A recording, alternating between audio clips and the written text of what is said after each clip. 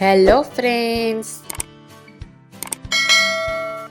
આજે હું તમારી માટે લઈને આવી ગઈ છું ઘરે ઇઝીલી બની જાય અને ઘરે જ બ્રેડ ક્રમ્સ બનાવીને બનતી વેજીટેબલ કટલેટ્સની રેસીપી, જે બહારથી એકદમ ક્રિસ્પી અને અંદરથી ટેસ્ટી લાગે છે। તો ચાલો રેસીપી શરૂ કરીએ।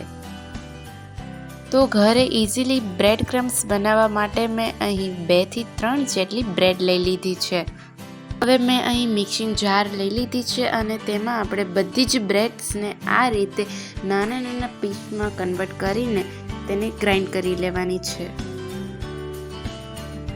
મેં અહીં બ્રેડને ગ્રાઇન્ડ કરીને એનો ફાઇન પાવડર રેડી કરી લીધો છે। બ્રેડ ક્રમ્સ બનાવવા માટે આપણે બ્રેડના ભૂકાને ડ્રાય રોસ્ટ કરવાનો છે। તો તેના માટે મેં અહીં ગેસ પર એક નોનસ્ટિક પેન લઈ લીધી છે અને તેના પર આ રીતે ચમચાની મદદથી આપણે તેને ધીરે ધીરે ડ્રાય રોસ્ટ કરી દેવાનો છે। તો થોડા સમય આ રીતે ડ્રાય રોસ્ટ કરતાં તમે જોઈ શકો છો કે આપણો બ્રેડનો કલર ચેન્જ થઈ ગયો છે, મીન્સ કે તે સારી રીતે ડ્રાય રોસ્ટ થઈ ગયું છે। તો આપણું બ્રેડ ક્રમ્સ રેડી છે। હવે આપણે મસાલો બનાવી લઈએ। તો તેના માટે મેં અહીં એક મોટા બટેટાને છીણીને લીધું છે। તેના પર પાણી એડ કરીને તેને હાથની મદદથી આ રીતે ધોઈ લેવાનું છે। અહીં આપણે બટેટા કે કોઈ પણ વેજીટેબલ્સને બાફીને લેવાના નથી। તો મેં અહીં બટેટાને ધોઈને તેમાંથી પાણી કાઢી લીધું છે।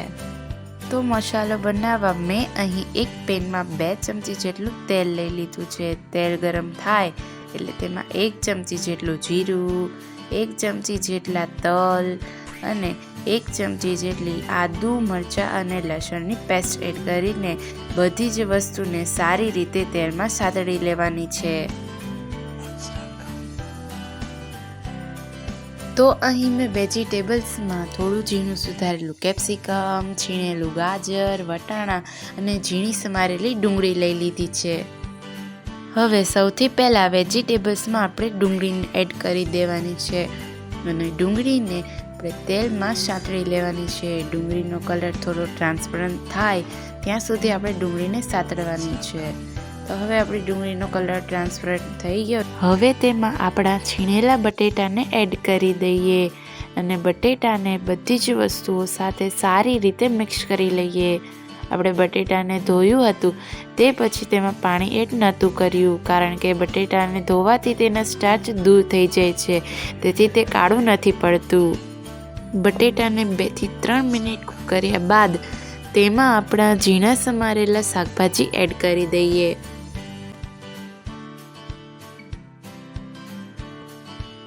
અને હવે બધી જ વસ્તુને સારી રીતે મિક્સ કરી લઈએ।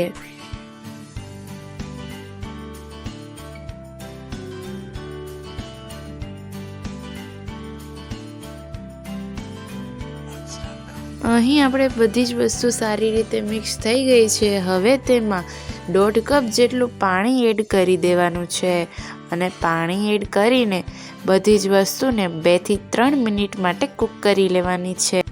હવે આપણા વેજીટેબલ્સ સારી રીતે કૂક થઈ ગયા છે। હવે મેં અહીં 1 કપ જેટલો ઝીણો રવો લીધો છે। રવાને આ રીતે થોડો થોડો ઉમેરતા જઈને પાણી અને વેજીટેબલ્સની સાથે મિક્સ કરી લેવાનો છે। રવો થોડો મિક્સ થઈ જાય ત્યાર પછી 1 ચમચી મીઠું અને 1 ચમચી જેટલો ચીલી ફ્લેક્સ એડ કરીને બધી જ વસ્તુને મિક્સ કરી લેવાના છે। હવે કટલેટને કોટ કરવા માટે આપણે સ્લરી બનાવવાની છે। તો તેના માટે મેં અહીં 4 ચમચી જેટલો મેંદો અને તેમાં થોડું થોડું પાણી એડ કરતા જઈને તેનું મિક્સચર બનાવવાનું છે। મેંદા સાથે થોડું પાણી એડ કરીને પેસ્ટ બનાવ્યા બાદ આપણે ચપટી મીઠું એડ કરીને ફરીથી બધી જ વસ્તુને સારી રીતે મિક્સ કરી લેવાની છે। તો હવે આપણી સ્લરી રેડી છે અને તેની કન્સિસ્ટન્સી આ રીતની છે અને પાછળ આ રીતની જો તમારી સ્લરી રહે મીન્સ કે તે સારી રીતે બની ગઈ છે। અને આપણા રવાના મસાલાને જોઈએ તો તેણે પણ બધું જ પાણીને એબ્ઝોર્બ કરી લીધું છે અને તમે અહીં જોઈ શકો છો કે આપણે પાણીનો જરા પણ ભાગ દેખાતો નથી। તો હવે આ સમયે થોડી કોથમીર એડ કરીને બધી જ વસ્તુને સારી રીતે મિક્સ કરી લઈએ અને તે મિક્સ થઈ જાય પછી મસાલાને થોડી વાર ઠંડો થવા દઈશું। તો હવે મસાલો ઠંડો થઈ ગયો છે। અહીં એ વાતનું ખાસ ધ્યાન રાખવાનું છે કે મસાલાને વધુ પડતો ઠંડો નથી થવા દેવાનો, ફક્ત હાથ અડે તેટલો જ ઠંડો થવા દેવાનો છે। તો હવે હાથ પર આ રીતે તેલ લગાવીને મસાલાને મસળી લેવાનો છે। તો મસાલો ગરમ હોય ત્યારે જ તેને મસળી લેવાનો છે। તો અહીં આપણો હવે મસાલો તૈયાર છે। તો હવે કટલેસને શેપ આપી દઈશું। મેં અહીં શેપ આપવા માટે હાર્ટ શેપ લીધો છે, તમે તમારી રીતે કોઈ પણ શેપ આપી શકો છો। તો હવે મસાલો લઈને આ રીતે હાર્ટ શેપમાં એકદમ બરાબર રીતે ફિલઅપ કરી દેવાનો છે।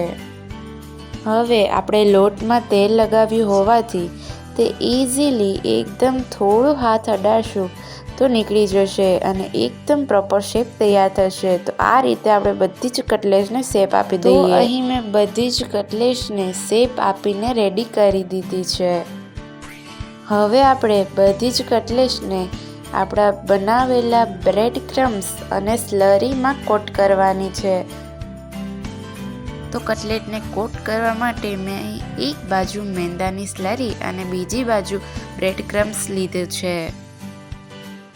તો હવે અહીં કટલેટને આ રીતે સ્લરીમાં એકદમ સરસ રીતે ડૂબોળીને પછી તૈયાર કરેલા બ્રેડ ક્રમ્સમાંથી તેને કોટ કરી લેવાની છે।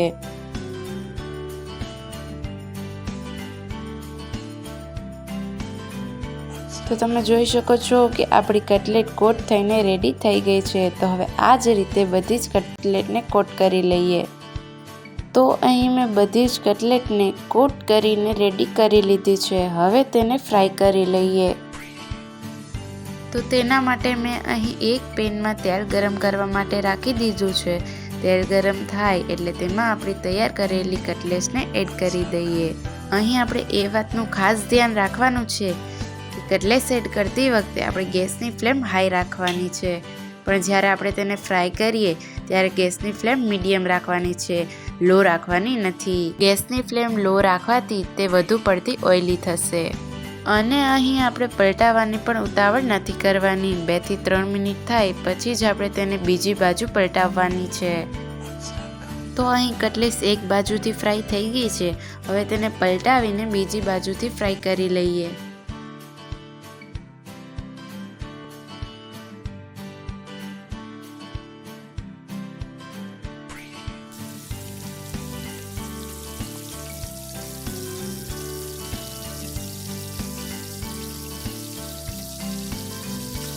તો હવે બીજી બાજુથી પણ આપણી કટલેટ ફ્રાય થઈ ગઈ છે। તો બહારથી જ તમને જોઈને ખબર પડી જાય છે કે તે કેટલી ક્રિસ્પી બની છે। તો આપણી કટલેટ બનીને રેડી થઈ ગઈ છે। તો બહારથી ક્રિસ્પી અને અંદરથી ટેસ્ટી શાકભાજી બાફિયાની ઝંઝટ વગર અને ટેસ્ટી એવી આપણી કટલેટ્સ બનીને રેડી થઈ ગઈ છે। જો તમને મારો આ વિડીયો ગમ્યો હોય તો લાઇક, શેર અને કમેન્ટ જરૂરથી કરજો અને અમારી ચેનલને સબસ્ક્રાઈબ કરવાનું ભૂલતા નહીં।